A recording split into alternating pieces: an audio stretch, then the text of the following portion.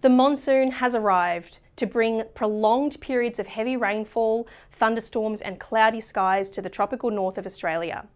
We've already seen cloud building over the recent days across those northernmost parts of the country, with showers and storms generating heavy falls in some of these areas. Overnight last night, we saw rainfall totals exceeding 200 millimetres about Queensland's North Tropical coast, and that is associated with the monsoon trough. It's currently lying across the north, extending from northern parts of the Kimberley through the top end and Gulf of Carpentaria and into the Queensland Peninsula as well. Now, we know this is the monsoon trough because it's slow moving and sitting far enough south that it's directing prolonged periods of moist northwesterly flow onto these land areas. Now, that moist flow will generate significant showers and storms over the coming days. The rain will be mostly clustered around the monsoon trough and these two lows you see here, but it may extend as far south as Broome over Western Australia, Tennant Creek through the Northern Territory, and Townsville or Mackay over Queensland.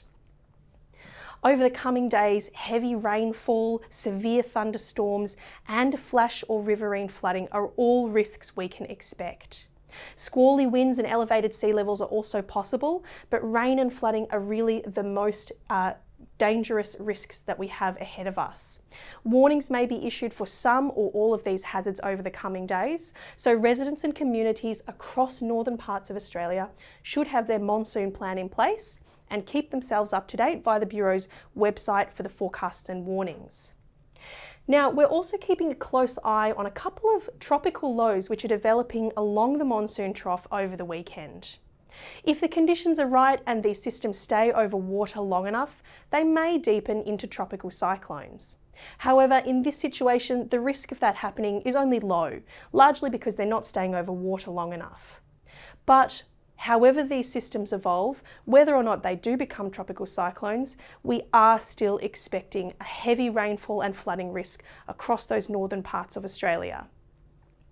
The rainfall totals over the coming days are likely to be widespread, heaviest with thunderstorms and about the western side of Cape York Peninsula and western parts of the top end.